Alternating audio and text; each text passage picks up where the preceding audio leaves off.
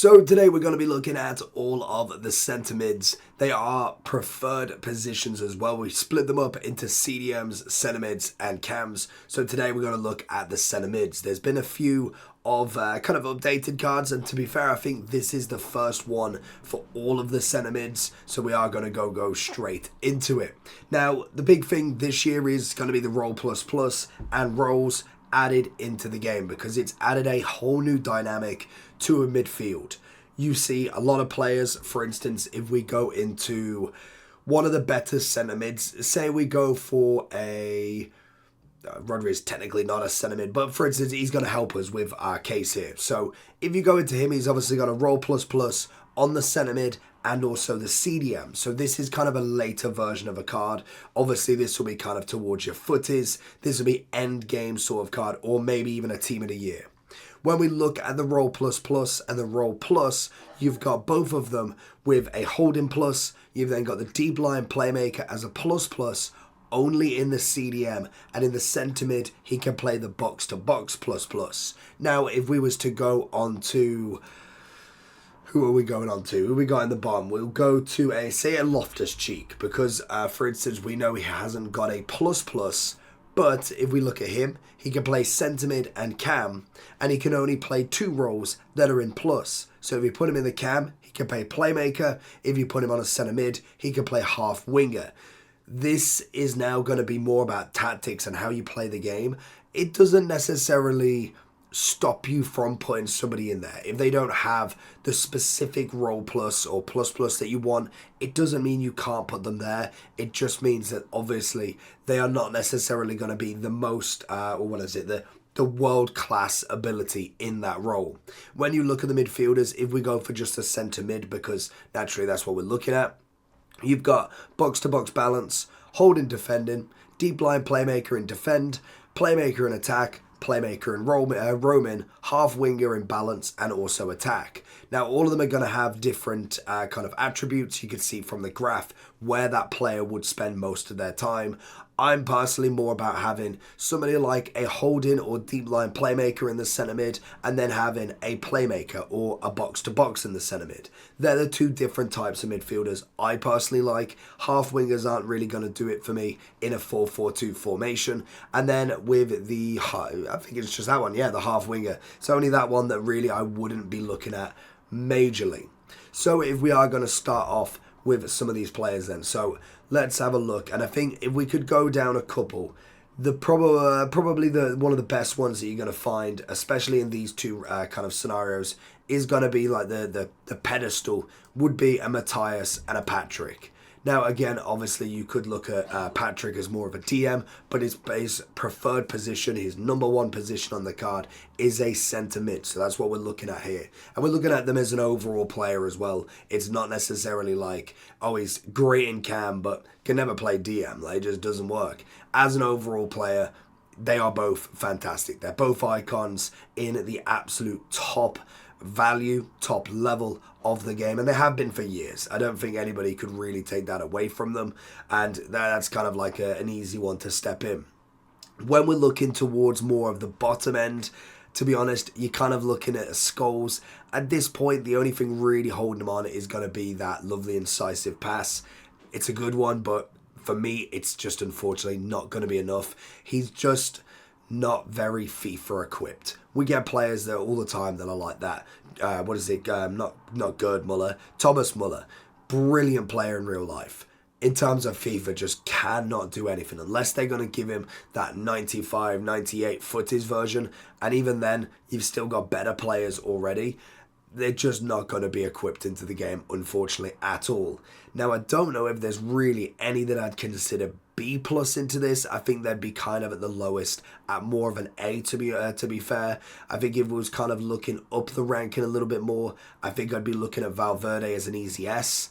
As an A+, I think I'd be looking as a kind of a surprise outside of the box shout. I'm a big fan of Ndombele. Now, not necessarily because he's just absolutely outrageous, but because he's very cheap and he's still got the stats that make it work. Yes, more of a DM as well, but you whack an anchor on him, 84, 83, 86. You go 88, 84, for an 85 rated card that's coming in at 11,000 coins, pretty much discard with an evolution potential pending. You've got an 86 or 87 TM CM, and he'll do the job for you. I think there's nothing more that you can kind of need from that. The only kind of next step would be adding them rolls onto him, adding the playstyle plus, and that's kind of where we're getting to at this point, where we need to start buffering up people, because we've got quite a few that now I've all got playstyle pluses. So Dembele potentially could start to drop down that little bit more, depending on where we kind of put him in comparison to everybody else here, because there's going to be quite a few. It will be interesting to see where the future goes, because it seems to be a pattern at the moment of upgrade the playstyle plus, upgrade the roll plus plus, upgrade the playstyle plus. That seems to be where they're going, and then throwing in a special card, an inform, an upgrade. That's kind of where they're going with how they're upgrading everybody this year. And we know it's all going to be on rotation. They go like Mbappe, Haaland, Ronaldo, Messi. You'll throw in a few others, a Neymar, a Vinny, a Salah. Then they'll just go back around again. And they can put 2 in at a time. They just keep going around and around and around. So they know that they can keep updating and keeping it fresh, I guess, but kind of not. So we're going to blast through a few more. I think Barella, solid centre mid. Always good to have the kind of balance. And to be fair, there is quite a few evolutions. Unfortunately, it would take a long time to kind of scrape through all of them, because there is a lot of centre mid CDM evolutions that you can go with that are just crazy in terms of the middle now. Like they're at an 85 rated, 86 with a playstyle plus, and it just works in the middle. No higher, no lower. Like they've got a set amount of stats, and we've seen it with strikers as well. It's almost like they're hiring the lower standards to meet up. So nobody's got like 83s or 82s that necessarily are not meta. For instance, say someone like a Mendy or a Van der Ven. Everybody else has got the 85 evolutions if they can't afford to get an Icon, a Loftus-Cheek, a Modric. So that it's interesting to see, definitely. So we're going to whip through a few of these players then. So Garcia, I think he was very good to start with. Really nice starting card. Now he's definitely kind of on the lower back burner, if I'm being honest. Putellas and Bonmati, both sensational Spanish players, both with bigger upgrades as well. Obviously, Bonmati's just got herself a Trailblazer, and Putellas has got herself into Total Rush and also into a Player of the Month. Both coming in at millions of coins, both of them absolutely exceptional. Now, in terms of their gold cards, I think Putellas would definitely kind of trumper that little bit more with a 5-5, but Bonmati is definitely not there to be taken advantage of. She is absolutely brilliant in the middle with the passing game, the intricate dribbling. It works perfectly, especially if you was to go with the trio and get Patry as well, or even swap one of them out, because Patry does have something they both don't have, and that is a useful playstyle plus. First touch and technical are not necessarily my two favourites, if I'm being honest, but they are kind of at least semi-useful in some scenarios. So I would drop her down to there. I think Barella, at the moment, I'd kind of be looking here, but I think realistically, if I'm looking at the Relentless, I could even bring Bonmati down potentially just on the stats of what we've got from all of these specials as well. We've obviously got a Dunn. I think she's pretty good in terms of what she could bring. Mainly the kind of big thing was the amount of pace that she had, the dribbling, and then the links to the other American SBCs we did get at the time. Grace, another cracking SBC card that was very, very good last year, and again has had a lovely upgrade this year. 150 with the incisive pass as well. Only has the 3-star skiller, but I mean, you can still kind of work with that. It's quite an easy card to get along with as well. She kind of does do a lot of the DM work, which is always nice, so you could flex her in a few different positions. If we're throwing out some icons as well, I think personally for me, I'd be looking somewhere along the lines, if we kind of go, ooh, Polo's very good. I like Polo's passing ability quite a lot. I'd be looking somewhere along the lines of that, if we keep the new ones as well. I'd be going somewhere like that with the old ones. Obviously, Varane we've talked about quite a lot. It's a good upgrade for him. I really like the upgrade from the base, but it's still not enough to say like he is in everybody's team. But at the very minimum, if you've not got a great midfield, he could slot right in. And to be honest, for the pricing on him, I really don't think it's that bad. He's coming in at 375 for a brand new icon. Obviously, the new design. I think that's a pretty good SBC in my opinion. We then move on up. I think Guti, he's probably now kind of going a little bit further down, if I'm being honest. I feel like the incisive with kind of his roll plus does keep him just a bit above, but he's definitely lowering down until he gets eventually that bigger upgrade. Marquisio, big fan of him. I just don't get what's happened to him. Like, he was one of the better midfielders we had in the game from Heroes anyway, and then he kind of just stopped becoming relevant, especially last year. He just wasn't in anybody's teams, whereas the year before, you couldn't stop people from getting him. He was extinct a lot of the time. He was just the best Italian midfielder that you could have, and suddenly he's just kind of not. I don't know why they haven't given him a Playstyle Plus as well. I think it's really affected the kind of overall score, because most players do need that Playstyle Plus for me to be in that next level up. It just is a struggle to say that I'd prefer Marquisio over like a Valverde. Maybe, yes, you could argue over some of the icons, but I think even with Pirlo, what I want him for is that long ball plus. I like Marquisio's stats, but I could go get a cheaper version that is very similar in every aspect and just doesn't have a Playstyle Plus either. We then obviously have the Valverde Inform. Doesn't really do too much difference, to be honest, so I don't think it's that crazy worth mentioning. I think the Putiers upgrades, absolutely brilliant. Absolutely love that card. Same as Bonmati, I think they are wonderful midfielders. They just absolutely rock it. And most definitely, if we get the team of the years, they are going to be flying once more. We have De Bruyne and De Jong as two of the bigger ones from the Total Rush as well. De Bruyne is definitely a specific type of player as well. Like, he's obviously very passing orientated. I think you've got to get along with him to really work. He isn't necessarily known for more of his defensive duties, but he's absolutely brilliant at getting the ball through the lines. And De Jong is just that powerhouse up and down the pitch. Which then kind of leaves us with a bit of a mixed bag, to be honest. We've got a lot of kind of like lower rated and then into the higher rated. Sissoko, easy S, to be honest, and mainly if you did put him into the evolution. I think the 85 is good, like it's a cracking one, but it's predominantly looking at if you got him into this sort of level.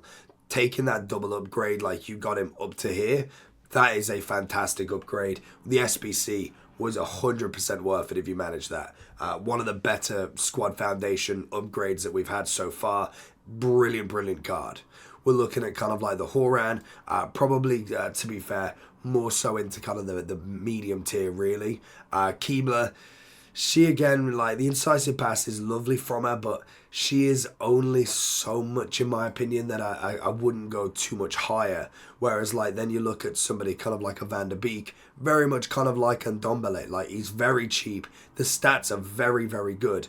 But the Playstyle Plus, the skill move weak foot is not really going to help him in any scenario there. Whereas then we look at Schweinsteiger, decent upgrade, got a bit of pace. I wouldn't quite go as high as an S. Whereas Foundy, definitely going up there. Thuram, now at this point, I think he will drop down quite a considerable amount. To be honest, he was definitely the talk of the town to start with. Him and his brother were just incredible as two very affordable SBCs, nice and cheap, and just managed to rock it.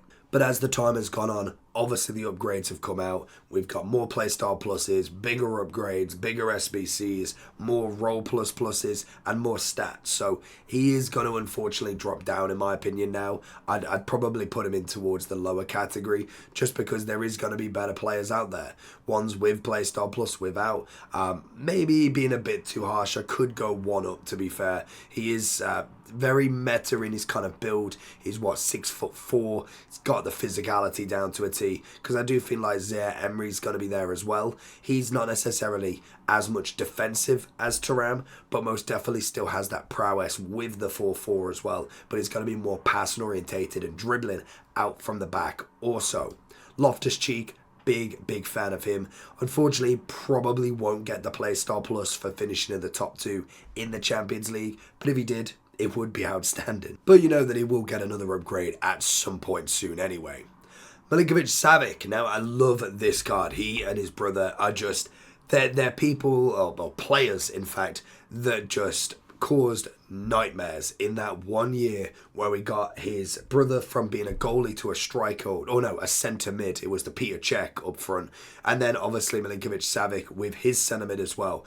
Very tall centre mids. He's coming in at 6'4". He's got a 5-star, 4-star, or at least it's a skill move weak foot. So 4-star skiller, 5-star weak foot on the base of him already. Now stats, absolutely brilliant.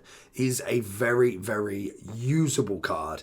They just don't give him enough of that upgrade. The Playstyle Plus would have made him that next level for me, but when he's in the midfield, if you've got a Saudi team, he has got to be one you put in there. A Playstyle Plus will just take him to that next level. He's got himself the box-to-box plus, which would be perfect for a card like him. So I absolutely love Milinkovic. I think he'll get another upgrade very soon, and maybe even an evolution to put a Playstyle Plus on him. That would kind of be my next step for him. Sabitzer, kind of dropping down a little bit now, and then finishing off with a bit of Modric. Now, obviously for him, he got a lovely pace increase, like most of the cards did. 9 on the pace, fantastic. Went from Travella to Technical. Now, Technical's not my personal favourite. Modric in passing and dribbling ability is going to be fantastic. He can play across the board. He's obviously got the plus rolls to back it up as well. I think he's kind of one of them dark horses that you put on the pitch, he's going to be fantastic, but you've got to use him in the right way. He's not going to be bodying players. You've got to keep it quick and snappy with him. He can dribble with his the left stick if you really learn it well, and he will be an absolute magician on the ball. So I would kind of go into a very low S at the moment with him, but he's definitely got the talent to keep it going forward. So that is going to be the list for today. Let me know down below what you think. Is there any of them that you personally have in your team? And like I said at the start, what is the personal role plus you're looking for in a centre mid? Peace.